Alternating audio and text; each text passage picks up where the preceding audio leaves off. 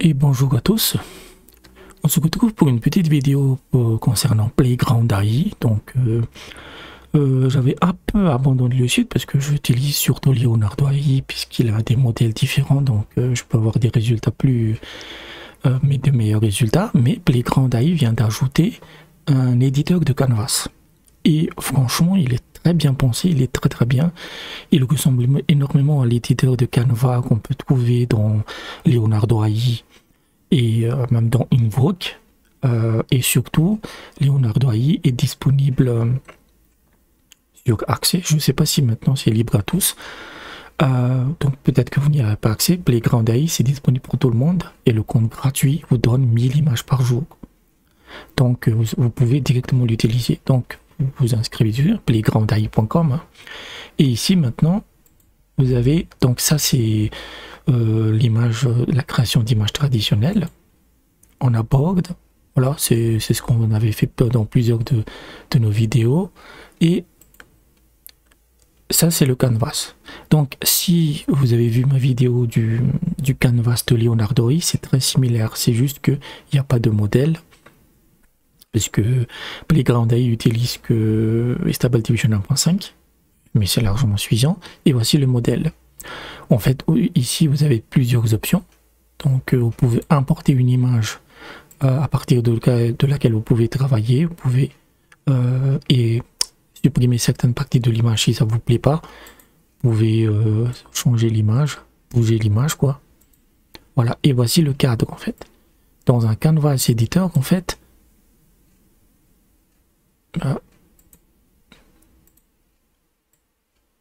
l'IA va dessiner uniquement dans ce box là. Ok, et déjà une amélioration par rapport à d'autres, c'est que ça peut aller jusqu'à 256, tandis que si je me rappelle bien, sur Leonardo c'était 512 minimum. Et vous pouvez aussi, voilà, changer le cadre, c'est assez puissant.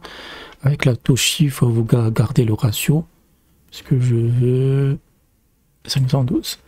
Avec la touche espace, vous pouvez déplacer le canvas, et avec la molette molette et contrôle plus molette de la souris, vous pouvez dézoomer et vous regardez la taille du canvas, c'est assez impressionnant. Hop, donc là j'ai déjà ma prompt, et ce qui est aussi très bien, c'est que vous travaillez, et si vous revenez le jour suivant, vous n'avez pas besoin de sauvegarder, c'est une sauvegarde automatique. Donc ça vous permet vraiment de travailler au fur et à mesure, et on peut aller même plus loin. Là c'est ma prompt négative, voilà. Donc la prompt c'est juste un paysage printanier avec des fleurs et des arbres en arrière-plan, un ciel bleu, un soleil de printemps, photoréalistique, masse textile, etc. Donc on va juste générer. C'est voilà, c'est Playground AI reste quand même l'un des meilleurs sites pour générer des images, et c'est gratuit quoi. Donc ouais, j'aime pas trop. On va générer d'autres choses. Oui, pourquoi pas. Et donc n'hésitez pas à l'utiliser, ça vous permet vraiment de faire de la composition. Je reviens dès que j'ai une image digne de... On va prendre celle-là. C'est pas la meilleure, mais ça va nous servir. Donc, une fois que vous avez généré l'image, vous pouvez déplacer le cadre. Ok. Hop.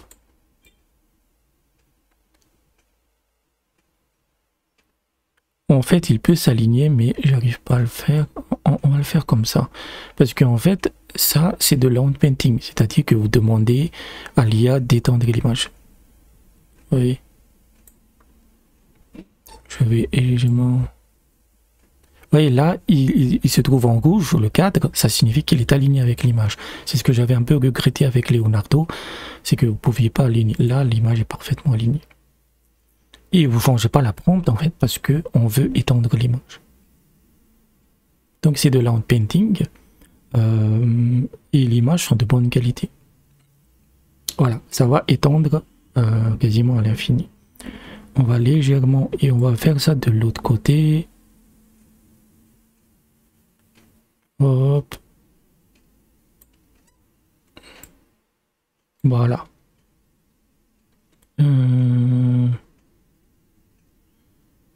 Hop. Donc, et il n'a pas encore affiché le soleil à... n'affiche pas le soleil.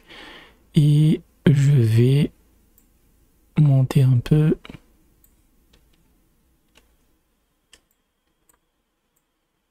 Voilà.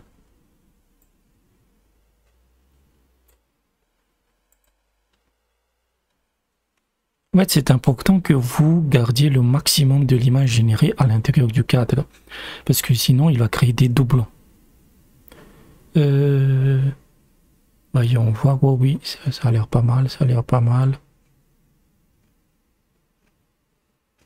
Oh. Voilà. Et donc, très facilement, vous pouvez composer votre image, en fait. Qui est vraiment... Et je trouve que par rapport à Leonardo, je n'ai pas encore utilisé une KI, c'est beaucoup plus intuitif. C'est vraiment bien comme image. Hein. C'est vraiment, il a parfaitement resté... Hop. Ah, j'ai un peu manqué le cadre, c'est pas grave. C'est pas grave. Donc, il n'y a pas encore d'option de masque, mais ça vient juste d'arriver, c'est encore en bêta, et c'est clair qu'ils vont l'ajouter. Et voilà, on va juste...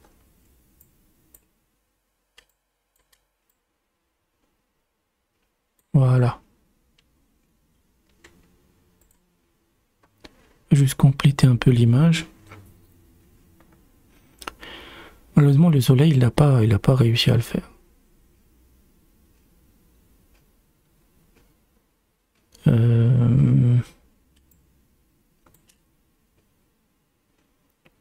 Voilà, il a terminé. Donc là, je peux changer le... Et par exemple, vous n'aimez pas ce nuage ici. Et vous pouvez le supprimer. Ça vraiment, ça efface l'image. Hein. Et je peux générer autre chose. Même si je pense qu'il va générer d'autres images. Donc, c'est vraiment, je trouve, vraiment, c'est très intuitif. Là, il a supprimé. Et c'est vraiment cool, en fait.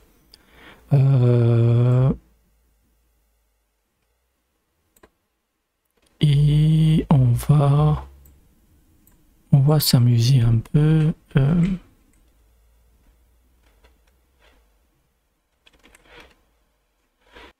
Donc là, j'ai changé la prompt, c'est-à-dire que je veux ajouter un nouveau élément à l'image. Ça ne marche pas forcément parce que l'IA calcule toujours l'image existante. Donc il se dit, mais qu'est-ce que c'est que ce nouveau truc qui vient d'arriver? Et on va tester. Donc une belle femme qui est debout, tout simplement. Là, il tente de la créer en fait. Et si vous n'aimez pas, la supprimer et recommencer. Mais ça dépend des objets. Ça dépend, parfois, il va pas forcément créer il va pas incruster des objets qui, c'est pas qu'il trouve pertinent. Ah, ça c'est un peu mieux. Un peu mieux. Donc on va garder ça comme ça, juste pour vous montrer que vous pouvez vraiment aller très loin en fait. Ah, c'est quasiment une silhouette, hein, mais ça marche. Maintenant,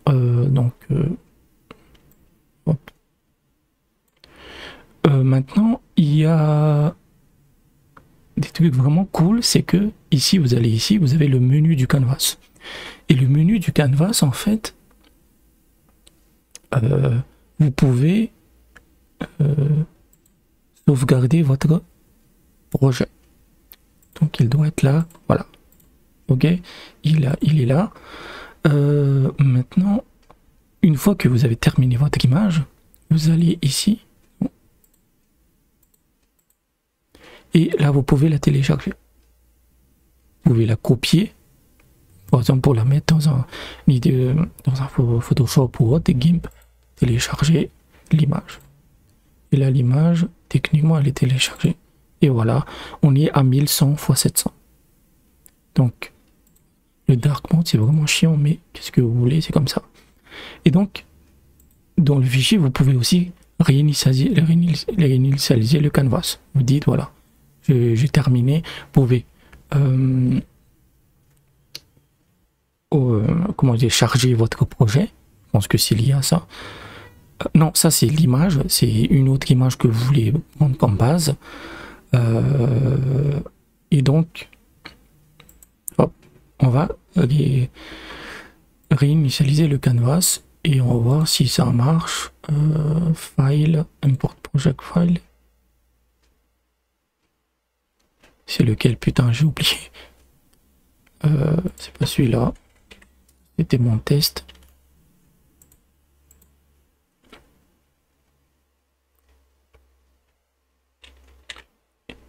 Et voilà, il a chargé le projet. Donc ça c'est quelque chose qui manque dans Leonardo. Je ne sais pas si c'est dispo dans InvokeAI, mais ça c'est moi. Ça c'est vraiment cool. Ça c'est vraiment très très cool parce que ça donne vraiment une dimension professionnelle. Vous n'êtes pas obligé de tout faire sur une session. Vous pouvez construire petit à petit votre image. Est-ce que j'ai une image qui traîne quelque part? Donc on va réinitialiser le canvas. Et là vous pouvez importer une image. Donc j'ai une image de test quelque chose. Ça je l'ai créé avec Leonardo. Et en fait, là encore, vous pouvez, voilà, vous pouvez changer, je sais pas. On va garder la même prompt. On va voir s'il est vraiment aussi bon que ça. On va le faire comme ça.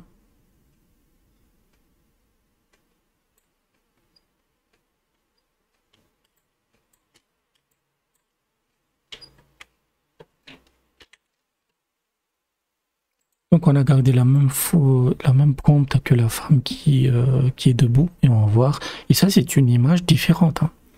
Donc ça vous donne énormément de possibilités. Parmi les réglages, vous le savez déjà quand vous utilisez Stable Diffusion, hein, ça c'est la prompt guidance, c'est 7. Donc plus la prompt est élevée, plus ça respecte le texte de la prompt, mais il faut toujours être autour de 7 ou 10. Ça c'est la qualité de l'image, c'est 50, c'est la base. Vous pouvez pas aller plus loin en compte gratuit. Et ça c'est Randomize Side. Il n'arrive pas à le créer. Et je sais pas si il n'arrive pas à le créer parce qu'en fait on va tester. Et ça c'est Randomize Seed. Votre prompt négatif elle est là.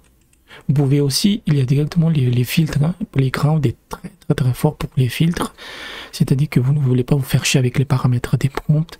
Et vous pouvez directement des différents filtres, il y en a des dizaines. Ça vous donne directement l'effet que vous recherchez. Il n'arrive vraiment pas à l'écrire. Il essaie de créer des ombres autres, mais c'est pas grave. Mais ça vous donne une idée que vous pouvez vraiment faire ce que vous voulez. Franchement, par rapport au Canva de Leonardo, celui-là est supérieur parce qu'il est intuitif. Le cadre est vraiment bien, vous pouvez aligner par rapport à l'image pour éviter des chevauchements ou des espaces blancs, la possibilité de sauvegarder des projets, la possibilité d'importer des images existantes, effacer l'image, vraiment, voilà, il reste le masque. Et évidemment, il y a une chose qui manque à Playground AI en général, c'est des modèles custom. Là, il serait numéro 1. Donc, voilà, allez, c'est gratos, c'est 1000 images par jour. Amusez-vous. J'espère que vous avez apprécié la vidéo. N'hésitez pas à laisser un pouce bleu. N'hésitez pas à vous abonner à la chaîne, c'est important. Et je vous dis peut-être à bientôt.